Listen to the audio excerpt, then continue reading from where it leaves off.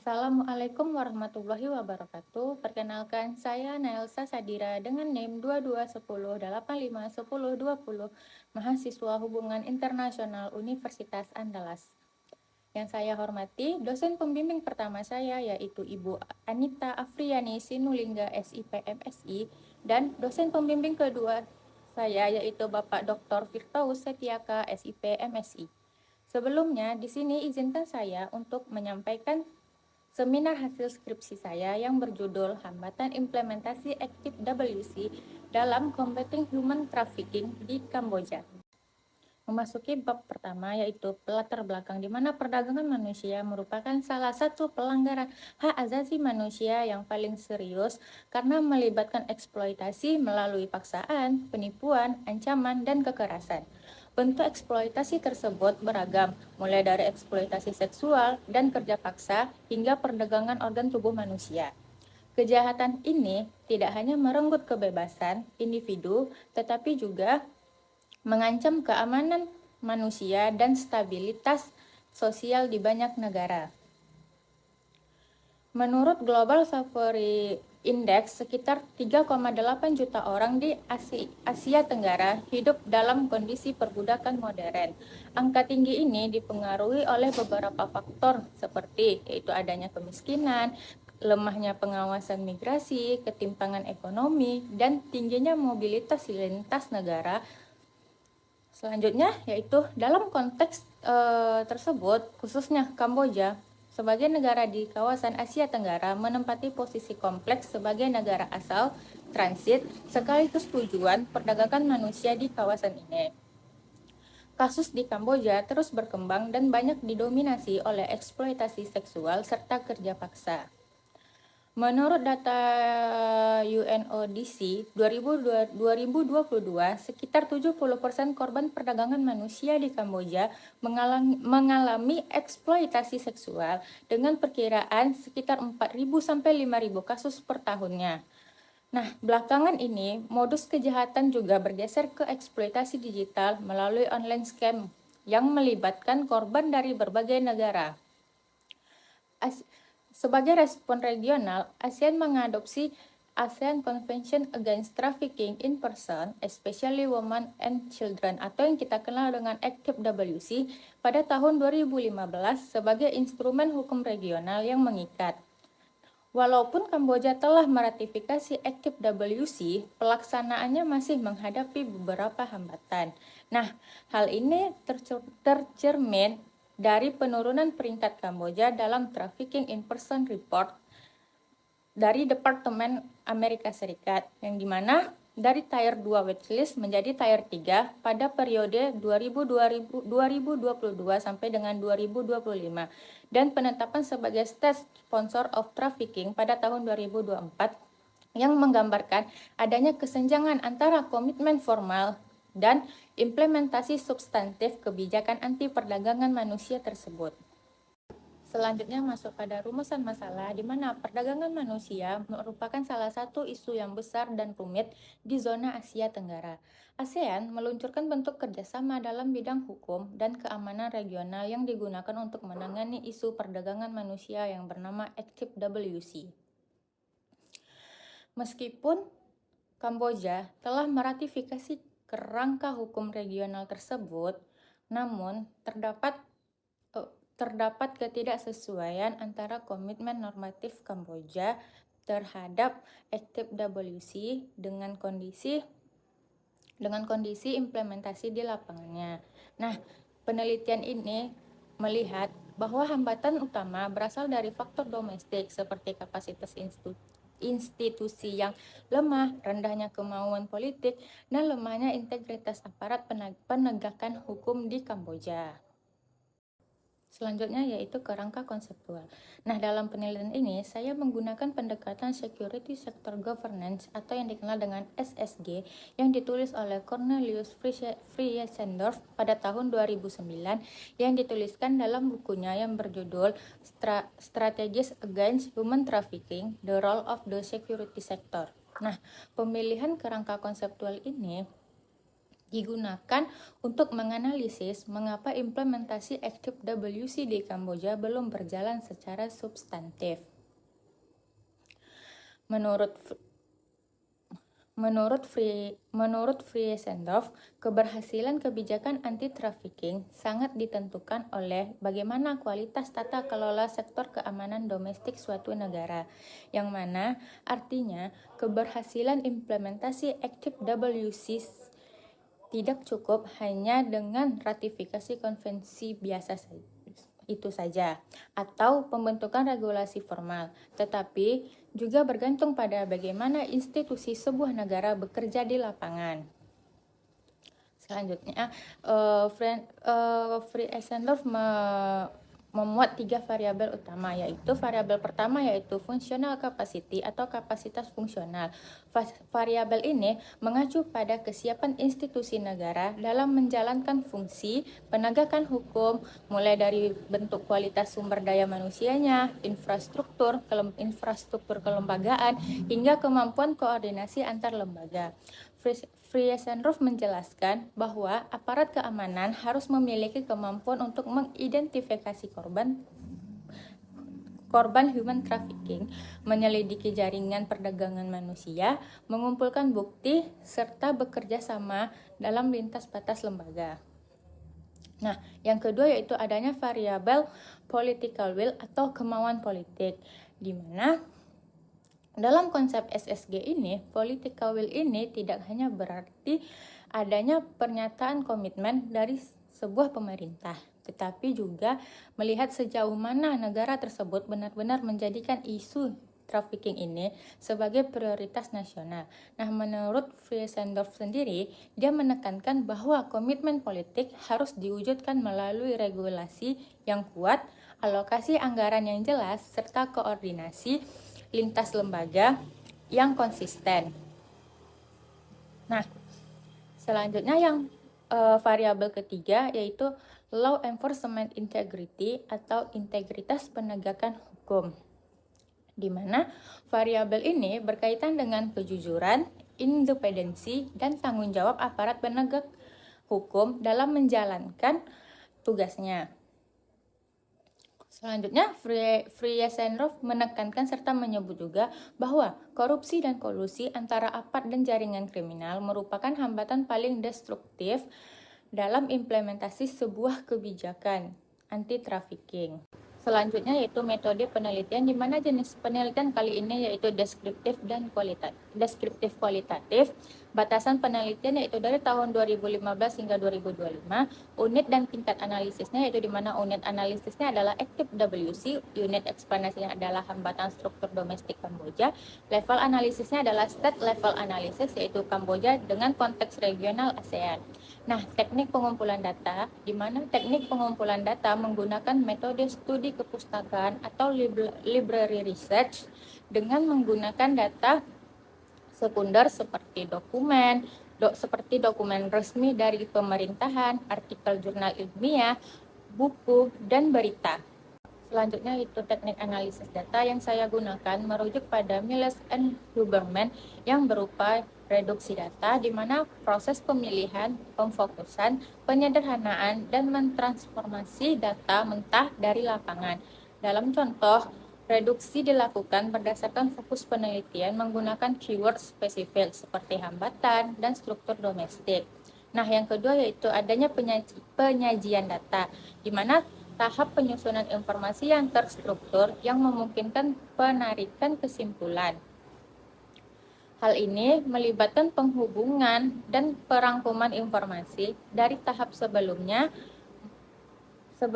paling umum, di mana tahap ini paling umum disajikan dalam bentuk uraian. Nah, yang terakhir yaitu adanya kesimpulan, di mana tahap akhir ini berupa penarikan makna dari data yang telah direduksi dan disajikan. Kesimpulan ini ditarik berdasarkan seluruh proses analisis yang telah dilakukan terhadap data yang ditemukan. Selanjutnya yaitu pada bab kedua yaitu dinamika perdagangan manusia di Kamboja. Terdapat 3 bentuk dinamika perdagangan manusia di Kamboja. Yang pertama yaitu adanya eksploitasi seksual, kerja paksa, dan perdagangan organ tubuh manusia, yang dimana Kamboja tidak hanya menjadi negara transit, tetapi juga menjadi pusat tujuan perdagangan manusia di Asia Tenggara. Nah, bentuk yang paling dominan adalah eksploitasi seksual terhadap perempuan dan anak, khususnya kerja paksa dalam industri informal maupun scam online, serta perdagangan organ tubuh. Nah nih, menurut data laporan dari Global Slavery Index pada tahun 2023, mencatat sekitar 83.000 orang hidup dalam kondisi perbudakan modern di Kamboja. Selain itu, kasus perdagangan ginjal juga meningkat sejak tahun 2022 melalui jaringan rumah sakit swasta di Phnom Penh dan Siem Reap. Nah, bentuk yang kedua yaitu adanya fenomena online scam compounds, yang mana ini menjadi bentuk baru perdagangan manusia pasca COVID 2019. Nah, setelah COVID 2019, pola perdagangan manusia di Kamboja mengalami transformasi digital melalui munculnya pusat penipuan daring atau online scam. Nah, ribuan korban direkrut dengan janji pekerjaan palsu, kemudian dipaksa bekerja melakukan penipuan online di kompleks yang tertutup. Nah, laporan dari Amnesty International menemukan lebih dari 50 kompleks scam di Kamboja ini, bahkan sebagian besar tidak pernah diinvestigasi secara serius. Nah, bentuk yang dinamika yang ketiga yaitu di mana tercatatnya oleh Kementerian Luar Negeri Republik Indonesia lonjakan korban WNI di Kamboja dari sekitar 50 kasus pada tahun 2020 menjadi lebih dari 3.000 kasus pada tahun 2024. Nah, mayoritas korban ini terjebak dalam kerja paksa berbasis scam online dan eksploitasi digital, seperti di wilayah Sihanoukville, Phnom Penh, dan Phoi Pac yang menjadi titik utama operasi perdagangan manusia. Hal ini tentu memperlihatkan bahwa Kamboja telah berkembang menjadi epicentrum perdagangan manusia regional, khususnya terhadap pekerja migran di Asia Tenggara. Nah, bentuk yang keempat atau yang terakhir nih, yaitu tingginya skor organized crime indeks yang menunjukkan perdagangan manusia sudah bersifat sistemik. Skor organized crime index Kamboja yang mencapai 8,5/10 menunjukkan bahwa perdagangan manusia telah terhubung dengan jaringan kriminal terorganisir yang kuat. Nah, aktivitas ini tidak lagi dilakukan secara individu, tetapi melibatkan sindikat lintas negara dengan dukungan finansial dan teknologi yang besar. Tingginya angka tersebut juga memperlihatkan lemahnya pengawasan negara dan kuatnya pengaruh aktor kriminal dalam sistem domestik Kamboja. Setelah kita ngebahas masalah dinamika dan bentuk perdagangan di Kamboja, selanjutnya yaitu adanya faktor penyebab nih perdagangan manusia berkembang di Kamboja. Yang pertama yaitu adanya kemiskinan dan rendahnya kesejahteraan yang mendorong masyarakat rentan menjadi korban perdagangan manusia. Kondisi ekonomi masyarakat Kamboja yang masih rentan menjadi faktor utama meningkatnya perdagangan manusia, di mana rendahnya pendapatan membuat banyak masyarakat di Kamboja mudah tergiur tawaran pekerjaan dengan gaji tinggi di luar daerah maupun di luar negeri. Nah, dengan situasi yang seperti itu, akhirnya dimanfaatkan oleh jaringan trafficking untuk merekrut korban melalui penipuan dan manipulasi. Yang kedua yaitu adanya lemahnya kapasitas institusi dan koordinasi antar lembaga. Yang ketiga yaitu korupsi sistemik, di mana banyak laporan nih yang menunjukkan adanya keterlibatan oknum aparat dan pejabat dalam melindungi jaringan perdagangan manusia. Yang keempat yaitu ekspansi bisnis perjudian dan scam online, yang dimana ini memperbesar permintaan tenaga kerja ilegal, di mana perkembangan industri perjudian dan scam online di wilayah seperti Sihanoukville yang telah disebutkan menciptakan permintaan besar terhadap tenaga kerja murah dan ilegal. Banyak korban direkrut dari negara lain menggunakan modus lowongan kerja palsu lalu dipaksa bekerja dan dalam bentuk praktik penipuan digital. Nah, hal ini menjadikan perdagangan manusia di Kamboja semakin terhubung dengan ekonomi kriminal digital transnasional. Nah, setelah kita menyebutkan penyebab-penyebab tadi, tentu itu akan berdampak pada aspek kemanusiaan, aspek sosial, aspek ekonomi, dan aspek tata kelola pemerintahan. Nah, Selanjutnya pembahasan pada bab 3 yaitu Active WC dan pemerintahan Kamboja. Nah, yang pertama yaitu Active WC sebagai instrumen regional, di mana Active WC dibentuk sebagai respon kolektif ASEAN terhadap meningkatnya perdagangan manusia di Asia Tenggara. Nah, Active WC ditandatangani pada KTT ASEAN ke-27 tahun 2015 dan mulai berlaku pada 8 Maret 2017 sebagai instrumen regional pertama ASEAN yang secara khusus mengatur perdagangan manusia. Pembentukan Active WC menunjukkan perubahan pendekatan ASEAN dari sekedar kerjasama normatif menuju komitmen hukum regional yang lebih mengikat dalam isu keamanan non-tradisional, khususnya pada kasus perdagangan manusia. Nah, Active WC ini berfokus pada 3 prinsip utama, yaitu adanya penuntutan, adanya perlindungan, dan pencegahan. Nah, Active WC ini menekankan ketiga prinsip ini menjadi dasar kebijakan anti trafficking di negara anggota ASEAN, khususnya termasuk Kamboja. Nah, yang ketiga yaitu tujuan utama Active WC, di mana tujuan ini memperkuat kerjasama regional ASEAN dalam pemberantasan tindak pidana perdagangan manusia.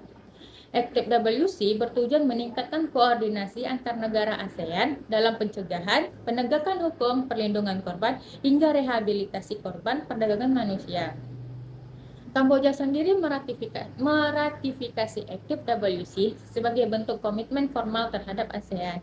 Kamboja meratifikasi Active WC pada tanggal 25 Januari 2017 dan secara resmi terikat pada kewajiban implementasi konvensi tersebut. Namun, dalam penelitian ditemukan bahwa ratifikasi ini lebih menunjukkan kepatuhan formal daripada implementasi substantif di lapangan, sehingga masih mengalami banyak hambatan struktur domestik. Nah, kelemahan utama pada Active WC ini adalah tidak adanya mekanisme sanksi yang mengikat. Active WC tidak memiliki mekanisme hukuman langsung bagi negara anggota yang gagal menjalankan kewajibannya. Akibat dari itu, implementasi sangat bergantung pada political will dan kapasitas domestik masing-masing negara. Selanjutnya yaitu respon domestik Kamboja. Nah, pemerintah Kamboja membentuk Undang-Undang Anti-Trafficking pada tahun 2008 sebagai dasar hukum nasional Kamboja, mengesahkan Law on Suppression of Human Trafficking and Sexual Exploitation pada tahun 2008 untuk mengkriminalisasi berbagai bentuk perdagangan manusia, mulai dari eksploitasi seksual, kerja paksa, hingga perdagangan lintas batas manusia. Nah, undang-undang ini menjadi fondasi hukum nasional dalam penanganan perdagangan manusia sebelum Active WC berlaku secara efektif, yaitu adanya NCCT, dibentuk sebagai Lembaga Koordinasi Nasional Anti-Trafficking yang berfungsi sebagai lembaga koordinasi antar kementerian dan aparat keamanan dalam penanggulangan perdagangan manusia. Nah, NCCT ini bertugas mengkoordinasikan kebijakan, operasi penegakan hukum, perlindungan korban, dan kerjasama internasional. Namun, dalam praktiknya koordinasi antar lembaga masih lemah akibat keterbatasan sumber daya dan birokrasi yang tidak efektif. Selanjutnya ada RAN 2019-2023. RAN itu rencana aksi nasional yang berupaya menetapkan prinsip penuntutan, perlindungan, dan pencegahan yang disusun sebagai bentuk translasi Active WC ke dalam kebijakan domestik Kamboja. Program ini berfokus pada pencegahan perdagangan manusia, perlindungan korban, dan penuntutan pelaku. Selanjutnya itu Rencana Aksi Nasional Kamboja pada untuk tahun 2024 dan 2028 yang menunjukkan upaya reformasi yang lebih integratif. Nah, dalam RAN ini pemerintah Kamboja mulai melibatkan lebih banyak aktor seperti UNICEF, organisasi masyarakat sipil, dan lembaga internasional untuk memperkuat penanganan perdagangan manusia. Fokus kebijakan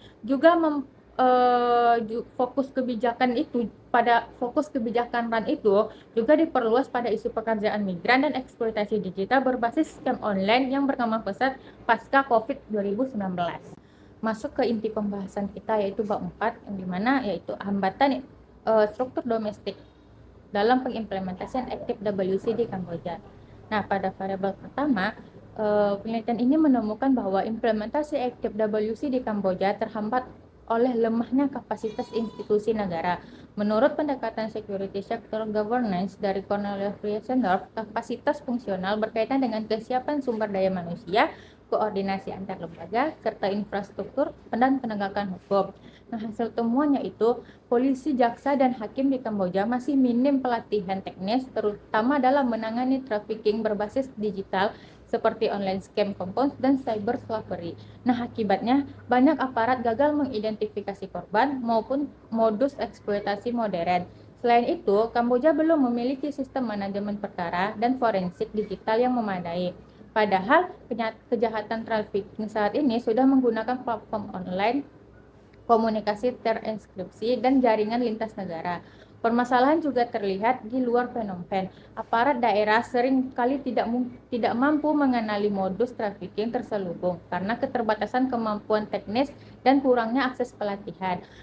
Selanjutnya yaitu di mana kurangnya yang kedua, kurangnya koordinasi lintas sektor antara kepolisian, imigrasi, Kementerian Sosial, dan lembaga perlindungan korban juga masih lemah di sana. Dalam praktiknya, koordinasi lebih bergantung pada hubungan personal dibanding sistem institusional yang terintegrasi.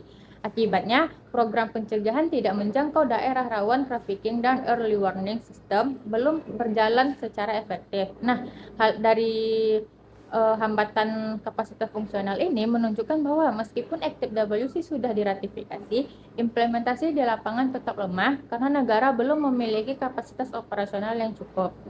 Nah, juga ternyata pengimplementasian Active WC dalam prinsipnya seperti pencegahan dan penuntutan tersebut berjalan tidak efektif karena terhambat oleh permasalahan kapasitas fungsional tersebut. Nah, yang kedua yaitu variabel political will, yang dimana dalam pendekatan SSG, political will tidak hanya berarti adanya komitmen formal, tetapi juga melihat sejauh mana pemerintahan benar-benar menjadikan isu trafficking sebagai permasalahan prioritas nasional. Nah, penelitian ini menemukan bahwa anggaran perlindungan korban di Kamboja masih jauh di bawah kebutuhan real. Pemerintah cenderung menghindari tanggung jawab fiskal sehingga perlindungan korban lebih banyak bergantung pada NGO dan donor internasional. Selain itu, juga terdapat patronas politik yang membuat sebagian elit berkepentingan mempertahankan ekosistem perjudian online dan scam online karena memberikan keuntungan ekonomi dan politik. Nah, yang kedua, penemuannya itu pemerintah memang membentuk regulasi dan rencana aksi nasional, tetapi implementasinya masih bersifat formal compliance atau kepatuhan formal, bukan substantif compliance atau kepatuhan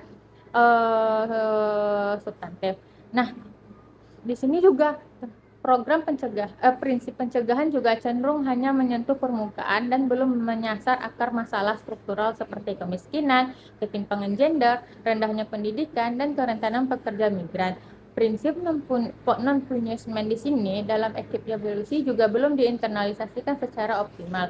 Dalam banyak kasus, korban trafficking justru diperlakukan sebagai pelanggar hukum atau imigran ilegal. Nah, dengan demikian nih,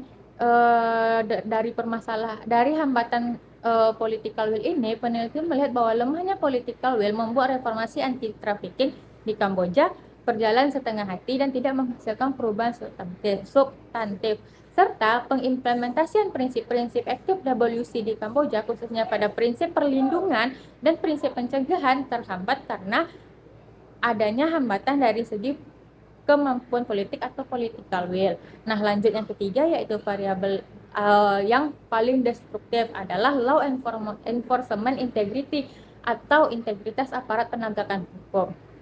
Di mana penelitian kali ini menemukan bahwa korupsi terjadi secara sistemik dari tingkat polisi, jaksa, bahkan hakim.